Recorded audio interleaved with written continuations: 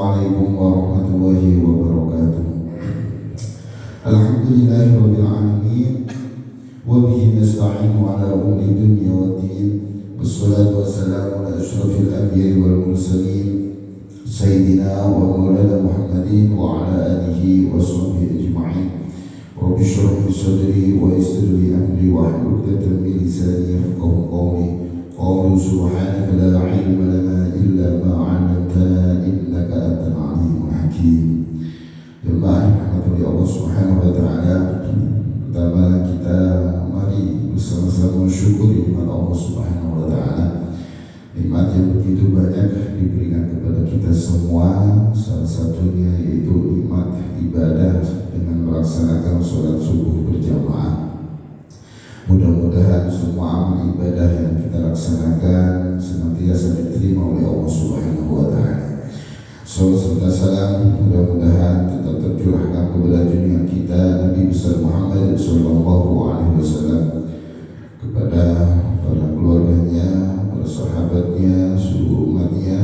Mudah-mudahan kita termasuk umat yang istiqomah menjalankan sunnah-sunnahnya. Amin ya rabbal alamin.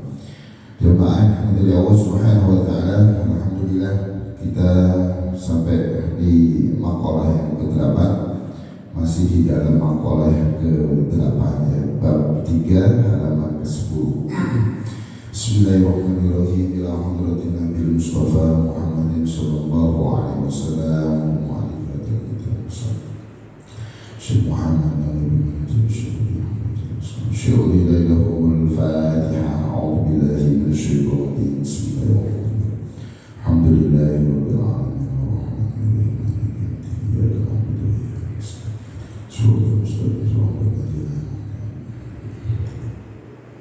Maqalah ke-8 sedikit mengulas.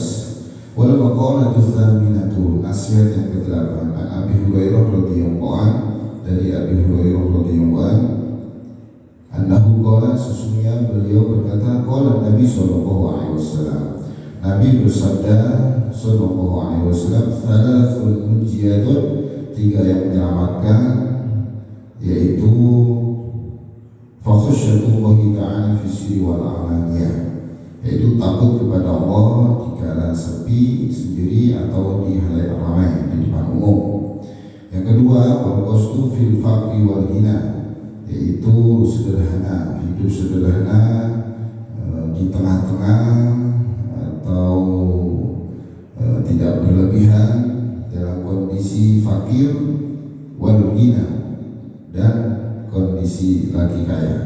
Jadi hidupnya sederhana, tengah-tengah, tidak berlebihan. Wal adlu fi ridha wal ghadabi, dan yang ketiga dari perkara yang menyelamatkan, yaitu adil dalam kondisi kita ridho atau kondisi lagi marah. Tetap adil, tetap bijak apapun kondisinya. Itu 3 perkara yang menyelamatkan. Itu kemarin sudah kita sampaikan. Kemudian wa amal muhlikatu, adapun 3 perkara, karena di awal disampaikan 3 perkara yang menyelakakan. Dan itu 3 perkara yang menyelakakan. Pertama, fasyuhun syadidun, yaitu bakhil atau pelit, medit yang sangat.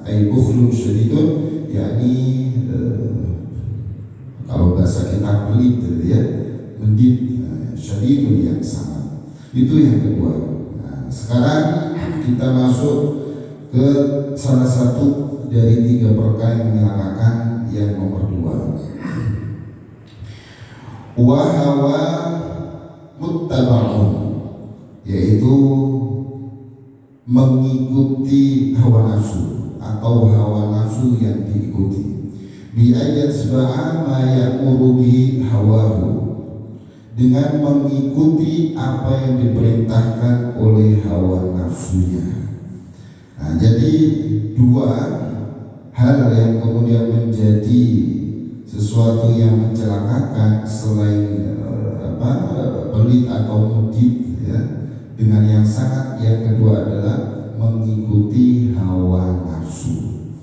Jadi mengikuti hawa nafsu ini merupakan suatu hal yang sangat kemudian bisa mencelakakan. Ini hadis Nabi. Kenapa dibilang hawa nafsu ini bisa mencelakakan?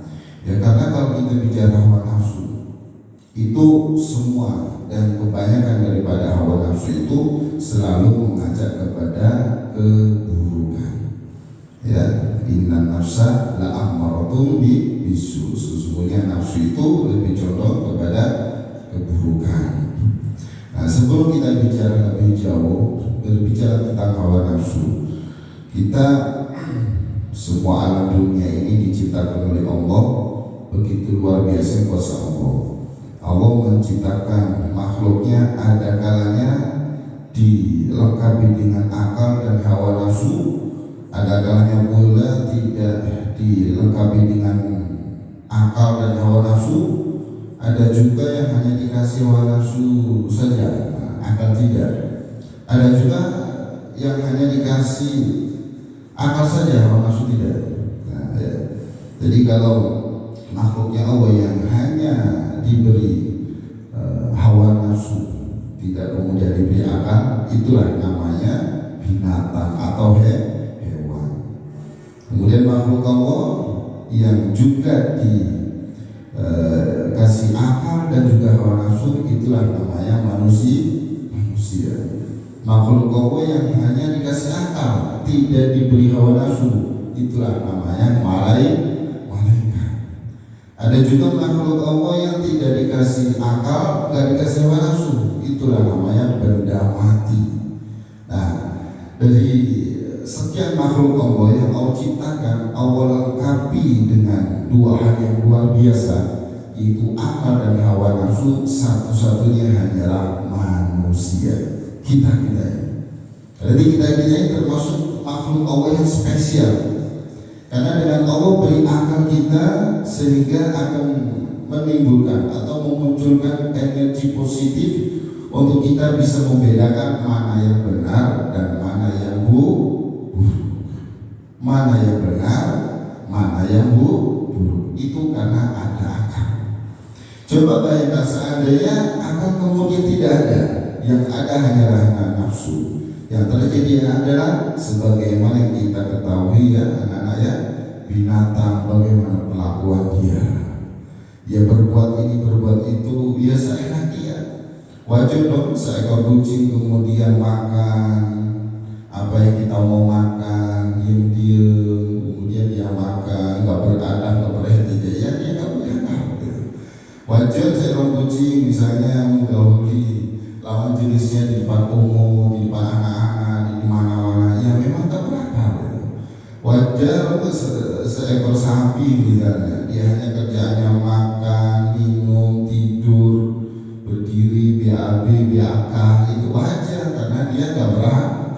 Yang hanya adalah nafsu, ya makan, minum, tidur, kemudian beranak, begitu aja wajar karena binatang yang memang hanya Allah berikan nafsu. Begitu juga makhluk seperti hanya malaikat yang Allah hanya beri akal saja, tidak diiringi dengan hawa nafsu. Wajar ketika Allah perintahkan sujud terus, taat terus tanpa henti. Wajar, karena apa? Karena tidak diiringi dengan hawa nafsu. Nah, bagaimana dengan manusia? Nah, ini anak-anak ya. Ada yang ngantuk? Belakang Sultan? Oh enggak. Ya.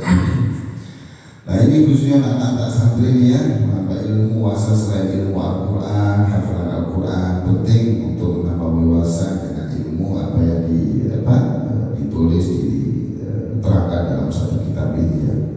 Nah, bagaimana dengan kita yang dilengkapi oleh Allah selain dengan akal juga dengan hawa nafsu. Dengan akal itulah kemudian kita bisa mengendalikan hawa nafsu, sehingga hawa nafsu itu maka akan terkendalikan dan terarah, terdidik.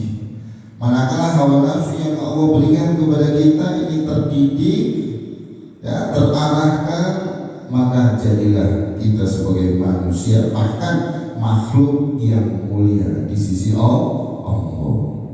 Apalagi levelnya Nabi Muhammad, para nabi-nabi terdahulu, orang-orang soleh, ya, padahal mereka diiringi dengan hawa nafsu, tapi begitu luar biasa, begitu ditundukkan hawa nafsunya oleh mereka atas izin Allah, maka yang terjadi adalah mereka menjadi makhluk-makhluk yang mulia, bahkan lebih mulia dari makhluk-makhluk yang lain. Nah, itu suatu hal yang harus betul-betul kita pahami, bahwa kita itu adalah makhluk yang luar biasa, yang merupakan makhluk pilihan Allah, yang dianugerahi dengan dua hal yang berbeda, ya, dua hal yang besar yang tidak diberikan kepada makhluk-makhluk yang lain. Dengan begitu aja kita sebenarnya sudah harus bersyukur sama Allah. Dengan cara apa? Yaitu menundukkan hawa nafsu kita dan menjadikan akal yang Allah berikan ini untuk hal-hal yang positif, yang baik, untuk berpikir, untuk menuntut ilmu, untuk hal-hal yang baik. Tidak sampai Allah kasih akal pada kita, ternyata akal kita nganggur, gak kepake, sia-sia. Bagaimana nanti di hadapan Allah ketika ditanya, padahal semua organ tubuh ini akan ditanya oleh Allah, termasuk waktu, ya, termasuk organ tubuh, mata, telinga, semuanya akan diminta pertanggungjawaban. Akal kita kalau kita pakai untuk berpikir, ya, akal kita nggak kita pakai untuk kemudian apa? Dengan cara kita menuntut ilmu, nah, bagaimana nanti di hadapan Allah? Atau berpikir hal-hal yang positif lainnya, kan banyak, ya. Nah, dari situ sudah tentunya menambah keimanan kepada Allah Subhanahu wa Ta'ala.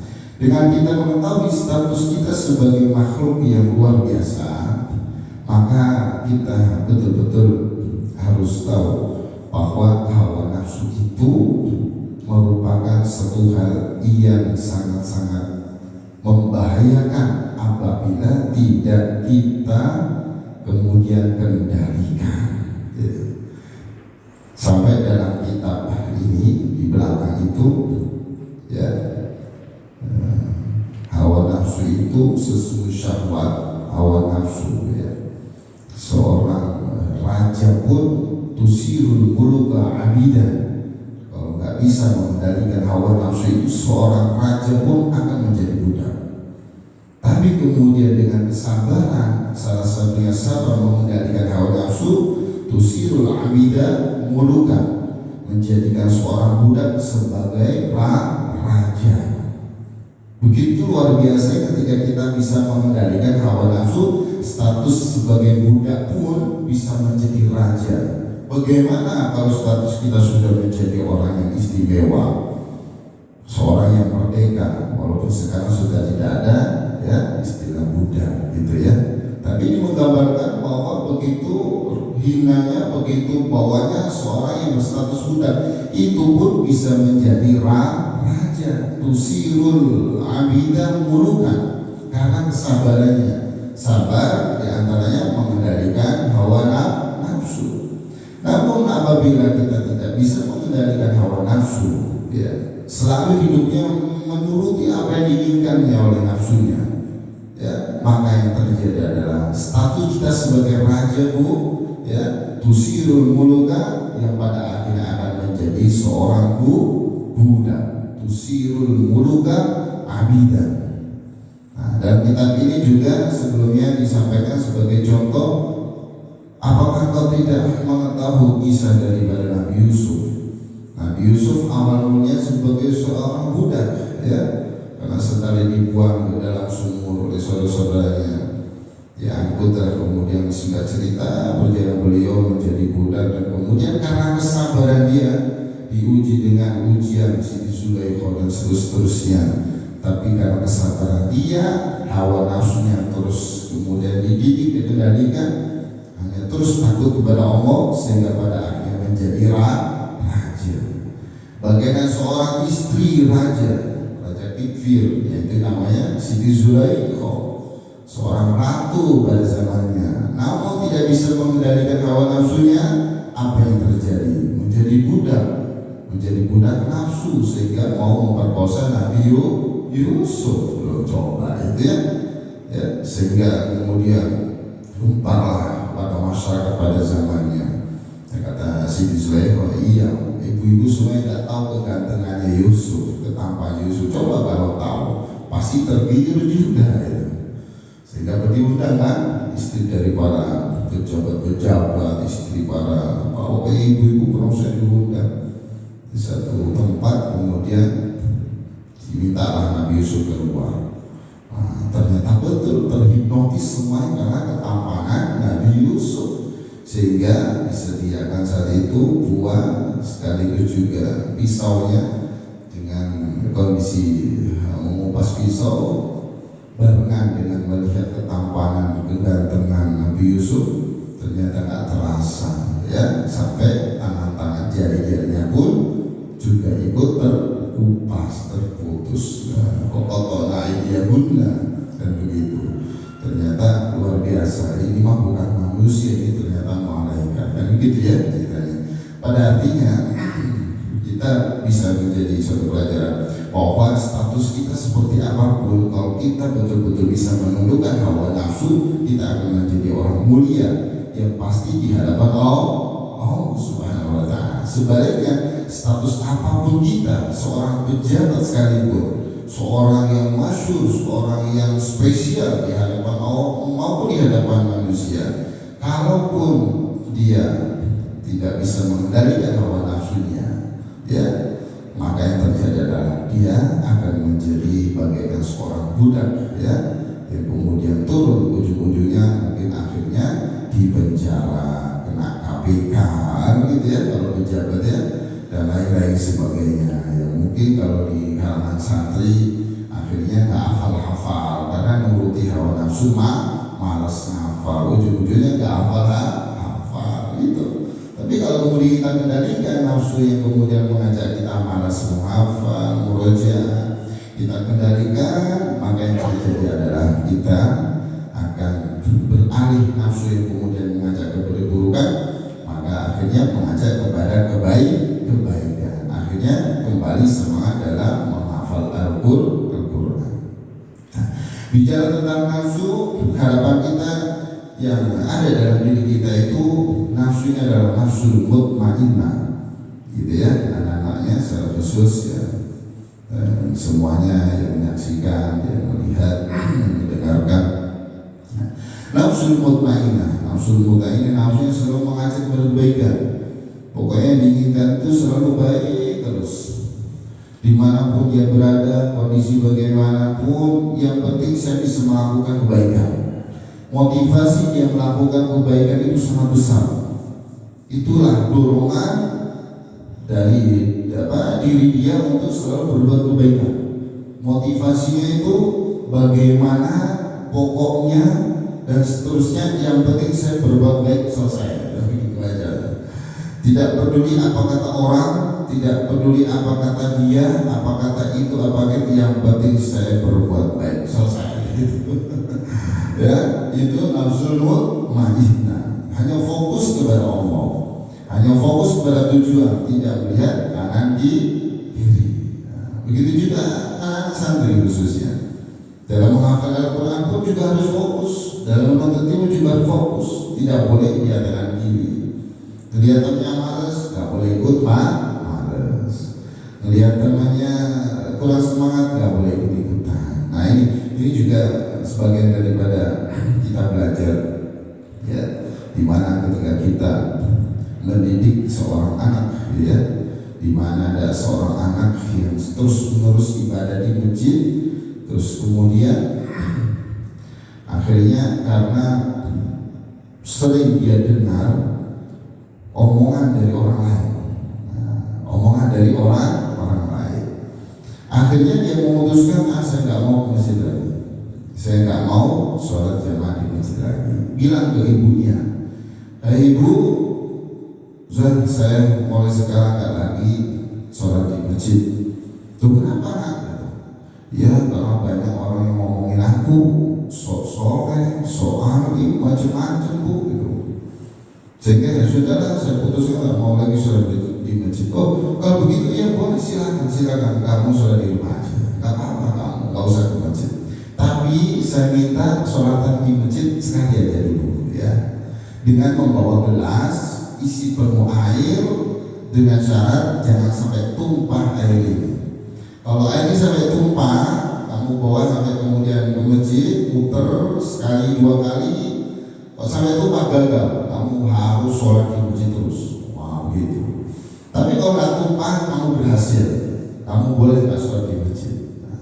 Akhirnya oke Bu, kalau itu mah gampang tugas saya. Akhirnya kemudian berjalanlah dengan membawa air segelas, dibawa dari rumah menuju ke masjid. Kebetulan jaraknya mungkin nggak begitu jauh atau mungkin jauh ya.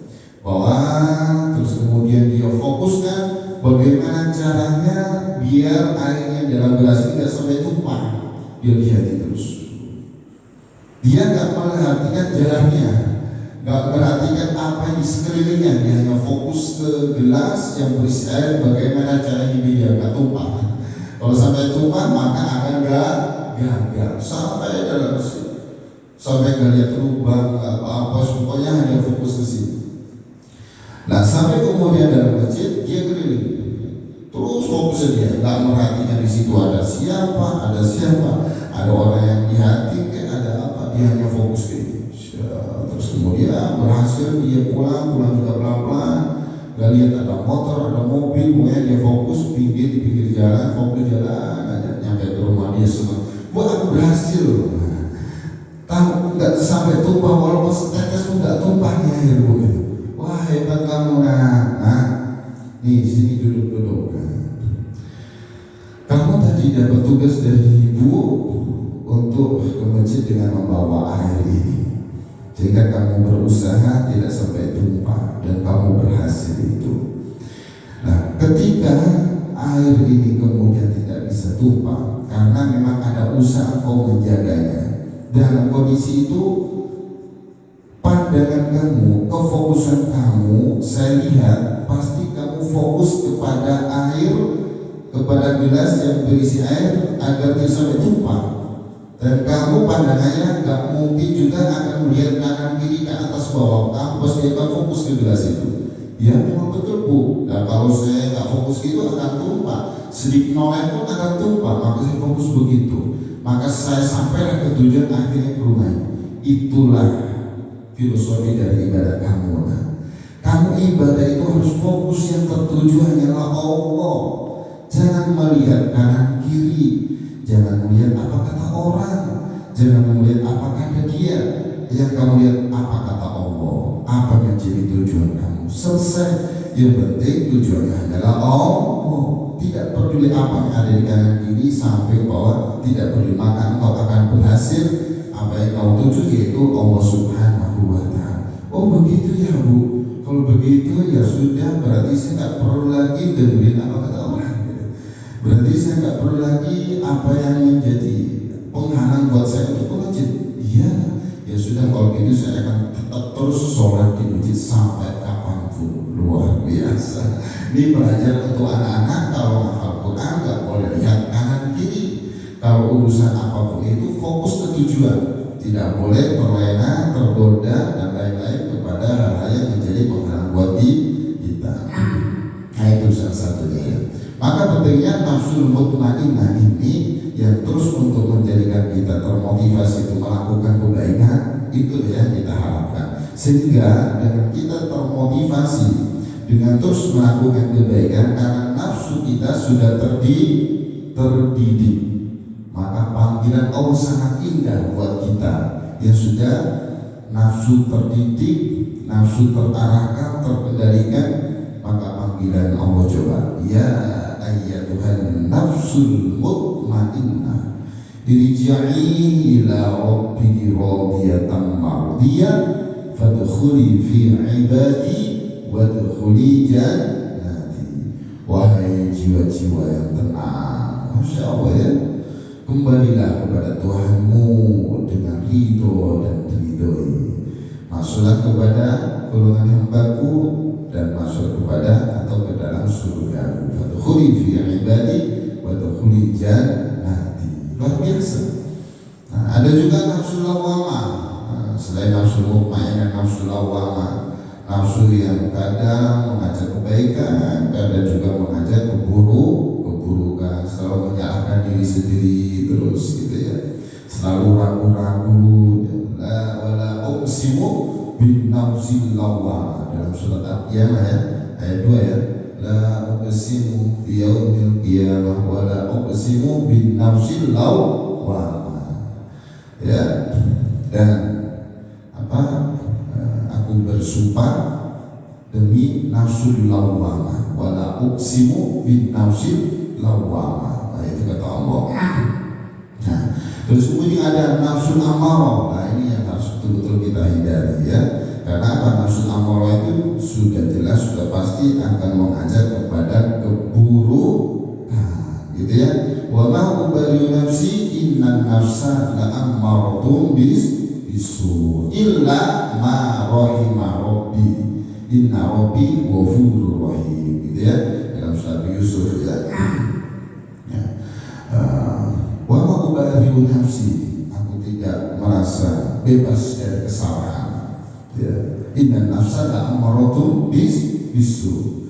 Sesungguhnya nafsu itu lebih condong mengajak kepada keburukan. Illa marahimah, kecuali nafsu yang dirahmati oleh Allah. Nah, ini yang perlu harus kita perhatikan. Nafsu menunjukkan atau mengajak kepada hal yang buruk, kecuali yang dirahmati oleh Allah.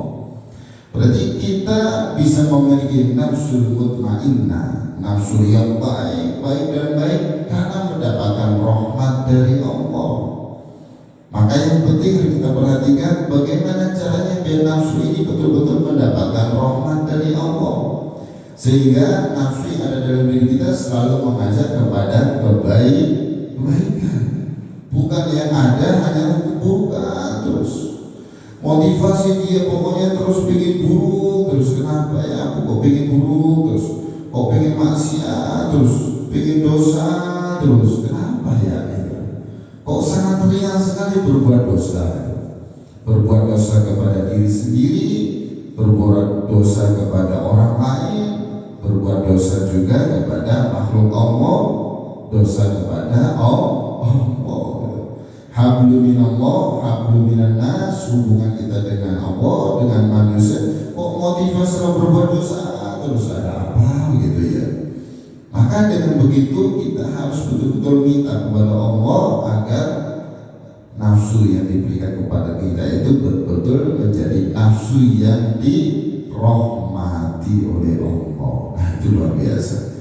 Inna rabbi ghafur, sesungguhnya Tuhanku Maha Pengampun dan Maha Penyayang.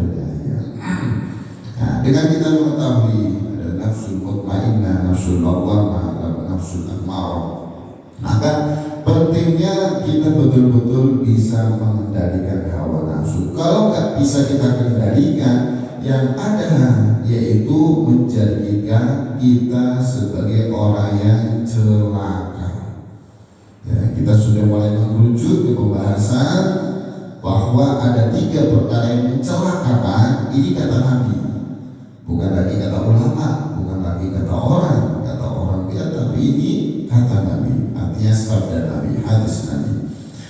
Nah, kata Nabi di sini sampaikan yang pertama yaitu mendidik dengan sangat, yang kedua yaitu hawa nafsu yang diikuti. Nah, maka hawa nafsu diikutinya menjadikan diri kita celaka. Karena kalau kita bicara nafsu, semua dari kita pasti punya hawa nafsu, ya, punya hawa nafsu, punya keinginan, punya syahwat dan seterusnya. Itulah menjadi fitrah manusia. Zuina linnasi hubbus syahwati minan nisa'i wal banina wal qanatil muqantarati minadh dhahabi wal fiddati wal khayli musawwamati wal an'ami wal harth dari matal hayatid dunya, dan seterusnya ya. Jadi telah dijadikan indah bagi manusia hubbus syahwati, kesenangan kepada yang diinginkan dari perempuan-perempuan, dari anak-anak. Itu fitrah manusia.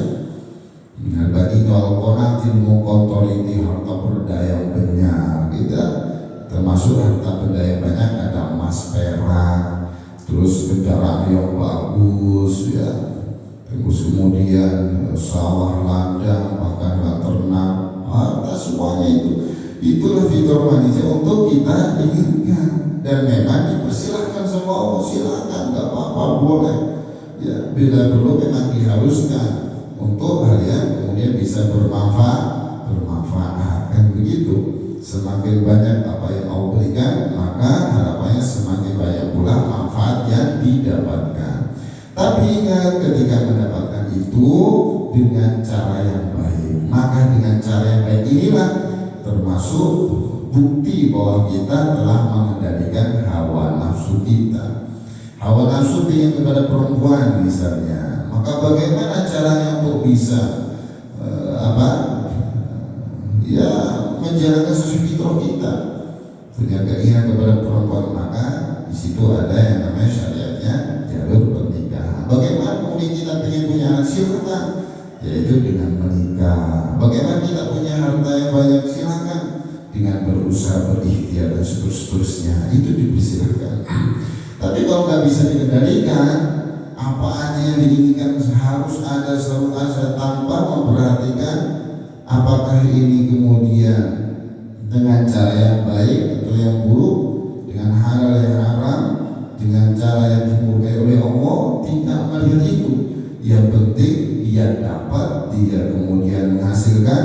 Nah, itulah yang kemudian bisa betul-betul diperhatikan.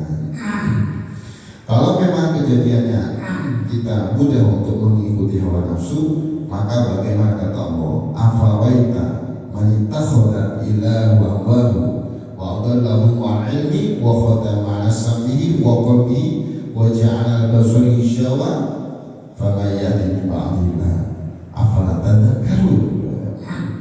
Tahukah engkau, afawaita, apakah kau melihat orang yang menjadikan hawa nafsunya sebagai Tuhannya? Oh, luar biasa ya, hawa nafsunya dijadikan sebagai Tuhan. Apa yang menjadi perintah hawa nafsunya selalu diikuti, selalu dituruti bagaikan Tuhan. Ya, levelnya statusnya sebagai Tuhan, maka harus diikuti, harus diibadahi, harus ditaati. Ya, itulah ya konsekuensi kita sebagai seorang hamba gitu. Manakala kita jadikan nafsu sebagai Tuhan, ya mau gak mau wajar ketika kita mengikuti hawa nafsu. Dan Allah mengisahkan mereka dengan pengetahuannya. Wa khatama 'ala sam'i wa qalbi, Allah mengunci pendengarannya. Wa khatama 'ala sam'i wa qalbi, mengunci hatinya, menjadikan penutup pandangannya. Allah sengaja kunci semua itu. Tidak bisa kemudian mendengarkan kata-kata yang baik. Ya betul dia dengar, tapi gak bisa masuk, gak bisa dia laksanakan, tidak berefek apa-apa. Tidak bisa kemudian hatinya menerima hal-hal yang baik, nasihat-nasihat yang baik, motivasi baik, ya, karena hatinya sudah dikunci oleh Allah. Dia tahu, dia sadar, dia rasa, tapi tidak ada perubahan untuk bisa menjadi lebih baik. Dia tutup pandangan matanya, yang ada di pandangan dia hanyalah dunia. Dunia terus pandangan dia bukan untuk Allah. Pandangan dia yang dia lihat hanyalah bersifat dunia, bukan bersifat akhirat. Dia melihat pandangannya itu, ya dia tutup untuk tidak melihat ayat-ayat Allah. Ya. Nah, dengan begitu maka siapakah yang bisa memberi petunjuk selain Allah? Afalat tadzakarun, afalat tadzakarun, engkau tidak mengambil pelajaran. Nah, begitu kata Allah. Ya. Bahkan ada satu ayat ini juga bagian daripada kalau seseorang kemudian tidak bisa mengendalikan hawa nafsu atau mengikuti hawa nafsu, begitu besarnya ya resiko dan konsekuensinya. Walaqad dzara'na li jahannama katsiran minal jinni wal insi lahum qulubun la yafqahuna biha wa lahum a'yunun la yubsiruna biha wa lahum adhanun la yasma'una biha ulaika kal an'ami bal hum adall ulaika hum ghafilun. Walaqad dzara'na li jahannama, dan sungguh kami jadikan isi dari neraka jahanam banyaknya dari jin dan manusia. Minal jinni wal insi, dari isi dari badan neraka jahanam itu banyaknya dari jin dan manusia. Katsiran min jinni wal insi lahum qulubun la yafqahuna biha. Mereka punya hati, qulubun la yafqahuna biha, tapi tidak dipakai untuk memahami ayat-ayat Allah. lahum qulubun la yafqahuna biha. Tidak bisa dipakai untuk memahami, merasakan kuasa-kuasa Allah. Dia hidup hanya sebatas hidup, ya. Yang penting dia senang, yang penting apa yang dirasakan, diinginkan oleh nafsunya terpenuhi, semuanya selesai. Begitu saja tujuan hidupnya, ya. Tapi ternyata kemudian konsekuensinya punya hati tapi tidak dipakai, tidak kemudian aplikasi untuk melihat, memandang atau memahami ayat-ayat Allah, kuasa-kuasa Allah. Lahum a'yunun la yubsiruna biha. Dia punya mata tapi tidak bisa memandang ayat-ayat Allah, tidak bisa membaca ayat-ayat Allah. Ayat-ayat Allah ada yang tersirat, ada yang tersurat. Alam ini juga merupakan ayat Allah, gitu. Tidak bisa melihat itu. Dia melihat alam dunia ini hanya sebatas dia jadikan sebagai fasilitas dia hidup saja. Dia melihat kemudian apa yang didapat, dia melihat hanya sebatas itu usaha saya, hasil ikhtiar saya, hasil kerja keras saya, hasil kepintaran saya, kecerdasannya. Tidak dilihat bahwa itu tuh yang memberi adalah Allah. Tidak dilihat yang menjadikan dia sukses adalah Allah. Tidak menjadikan yang menjadikan semuanya itu adalah Allah. Dia tidak melihat bahwa begitu luar biasanya Allah ciptakan alam semesta, air hujan, ya, terus matahari, bulan dan seterusnya.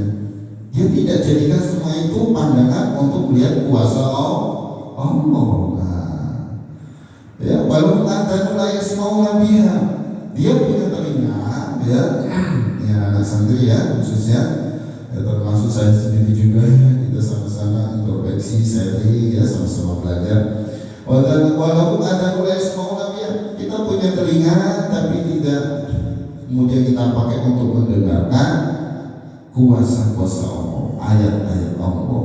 Kita tidak, ya, kemudian pakai untuk mendengarkan hal-hal yang baik, hal-hal yang positif, termasuk nasihat-nasihat, termasuk hal-hal yang kebaikan, pokoknya yang berkaitan dengan kebaikan semua, terutama yaitu ayat-ayat Al-Quran, ayat-ayat Allah, itu ya.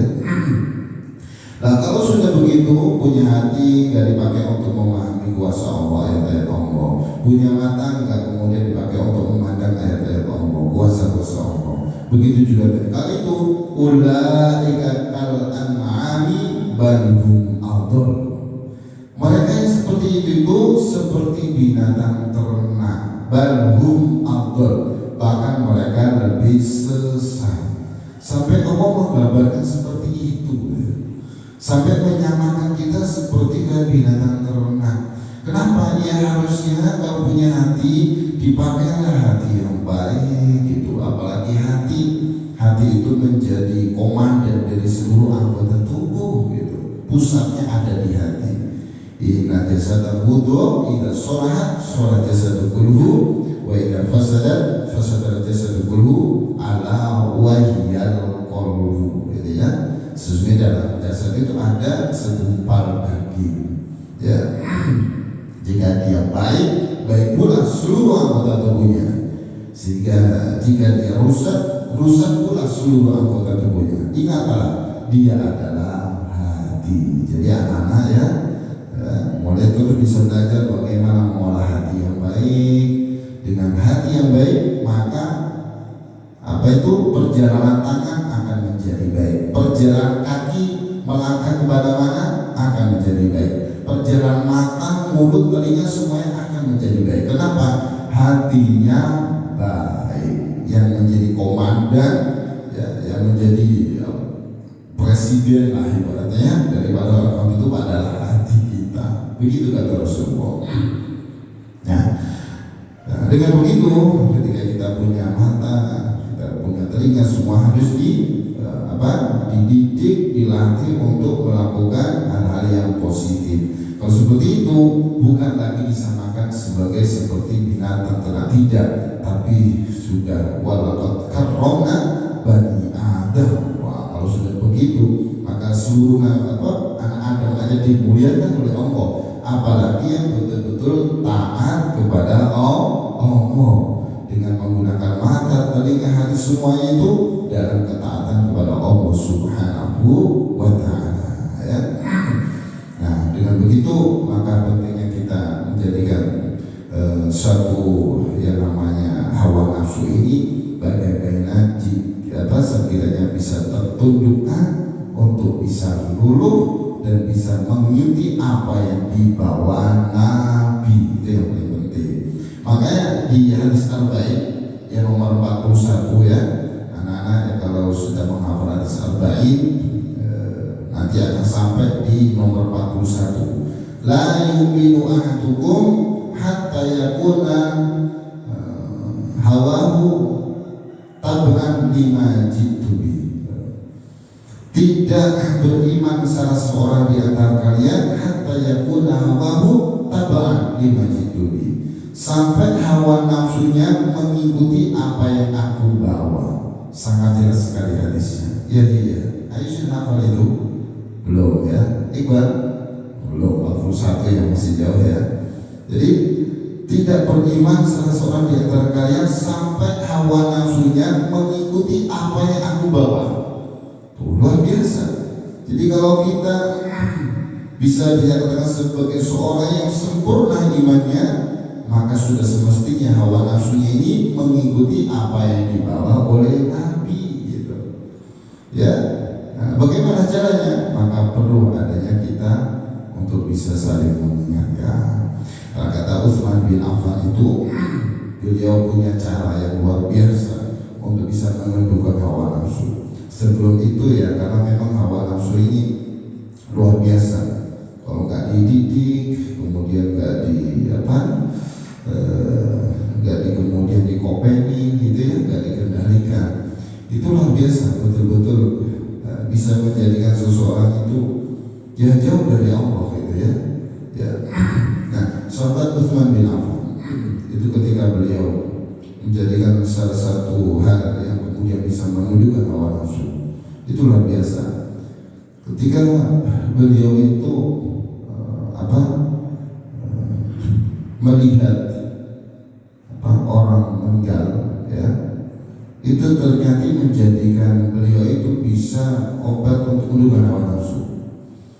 Jadi ketika ada satu sahabat nanya, wahai Utsman bin Affan, wahai sahabat Utsman, kenapa engkau nangis ketika ada orang mati? Kenapa engkau menangis ketika ada di kuburan? Terus kemudian beliau menjawab,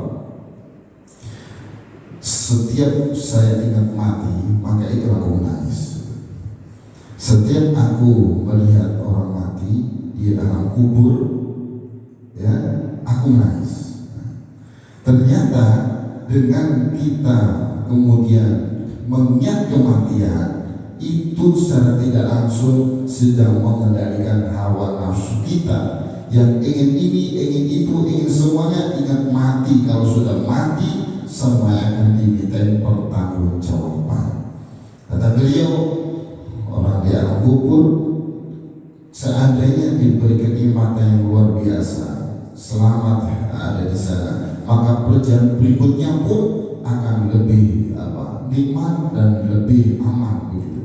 Manakala di alam kubur tersiksa dan seterusnya, maka perjalanan berikutnya akan semakin berat. Itulah yang menjadikan beliau nangis, menjadi motivasi untuk menundukkan hawa nafsu.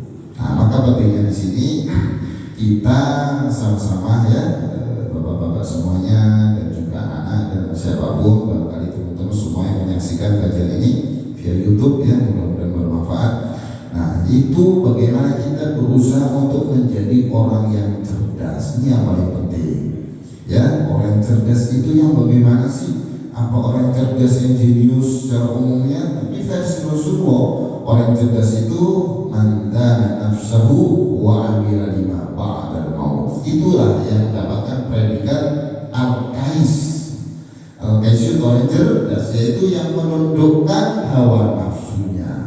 Lagi-lagi orang yang cerdas kata Rasulullah menundukkan hawa nafsunya dan beramal untuk kehidupan setelah kematian.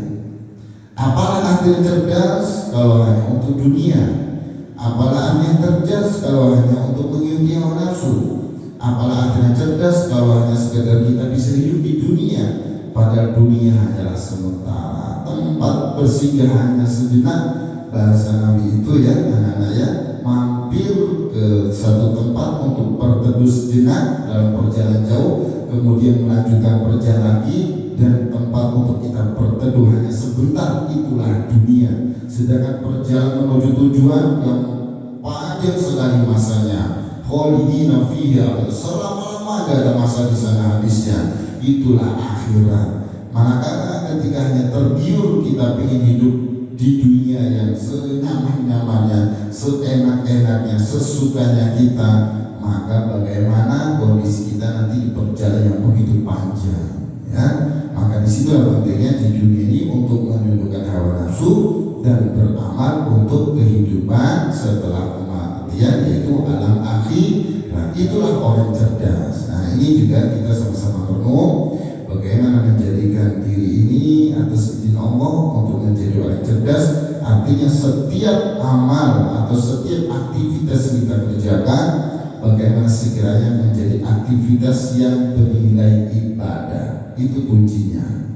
Kalau sudah menjadi aktivitas yang bernilai ibadah, itulah kita sudah bisa dikatakan sebagai orang yang cerdas. Kenapa? Karena kalau sudah menjadi ibadah, sudah pasti nanti akan kita bawa kepada atau kehidupan setelah kematian, itu akhirat, gitu ya. Seperti contoh anak-anak menuntut ilmu, tujuannya untuk Allah, untuk mencari kehidupan akhirat. Termasuk bapak-bapak, ibu-ibu semuanya ya, bekerja misalnya, maka bekerja orientasinya bukan hanya dunia, tapi untuk akhirat. Bukan hanya sebatas mendapatkan uang selesai. Kalau sudah mati kita tinggal semuanya. Kalau sudah selesai kita masa hidup di dunia, habis semua kita tinggal, semuanya sedikit gak kita bawa. Kita hanya bawa sehelai kain kafan doang. Semua kita tinggalkan. Sudah kita kerja keras, banting tulang, peras keringat, pagi, siang, sore, malam, mengorbankan waktu, tenaga, pikiran, semua kita korbankan. Sudah lelah, capek dan seterusnya. Begitu mati semua gak kita bawa, sangat menyedihkan gitu. Harusnya semua aktivitas, semua yang kita kerahkan, perjuangkan, korbankan, tenaga, pikiran, waktu, visi, semuanya kita korbankan, harusnya nanti juga kita nikmati hasilnya. Selain di dunia, lebih-lebih nanti di akhirat. Maka sekali lagi, bagaimana cara kita biar bisa menjadikan semua aktivitas ini bernilai ibadah? Untuk semua itu orientasinya pada akhirat, untuk mendapatkan ridho dari Allah Subhanahu wa Ta'ala. Keluar rumah untuk beraktivitas dimanapun kita berada, sesuai profesi kita berharap semua itu kita niatkan untuk Allah, yaitu mentaati perintah Allah. Dengan begitu, insya Allah bernilai ibadah dan juga menjadi bekal kita nanti untuk kehidupan setelah kematian. Itulah kita menjadi orang yang cerdas. Maka itu poin yang kedua dari atau tiga perkara yang mencelakakan. Sekali lagi, yang kedua adalah yaitu hawa nafsu yang diikuti. Maka dari situ, marilah kita bersama-sama untuk berusaha menjadi orang yang kemudian beruntung, berbahagia, yaitu bagaimana memiliki hawa nafsu yang dikendalikan, yang dididik untuk mendapatkan ridho dari Allah Subhanahu wa Ta'ala. Mungkin itu untuk pertemuan di hari ini, di pagi ini. Insya Allah kita akan lanjut pertemuan berikutnya. Satu lagi ya, dari perkara yang mencelakakan. Nanti setelah perkara yang mencelakakan, ada tiga perkara yang mengangkat derajat, ada juga tiga perkara yang kemudian bisa menghapus dosa-dosa kita. Itu masih dalam satu nasihat. Maka harapan kita bisa istiqomah untuk bisa bermanfaat, karena kita itu butuh nasihat. Ad-dinu nasihat, agama adalah nasihat. Saling menasihati, wa tawassaw bil haq, wa tawassaw bis sabr. Menasihati dalam kebenaran, menasihati dalam kesabaran. Kita sedang membacakan ya, bapak-bapaknya masuk Pak Agus, Pak Novi ya, terus Pak Din dan teman-teman semuanya. Bukan berarti menggurui sama sekali, bukan. Kita sama-sama belajar, sama-sama kita butuh nasihat. Apalagi nasihat dalam kitab ini luar biasa. Mudah-mudahan bisa istiqomah dan Allah kasih manfaat berkah untuk bekal kita untuk menjalani hidup di dunia, mudah-mudahan bahagia dunia akhirat. Mungkin itu kurang lebihnya, mohon maaf. Kita tutup dengan hamdalah dan doa kafaratul majlis. Alhamdulillahirabbil alamin. Subhanallahumma wa bihamdika asyhadu an la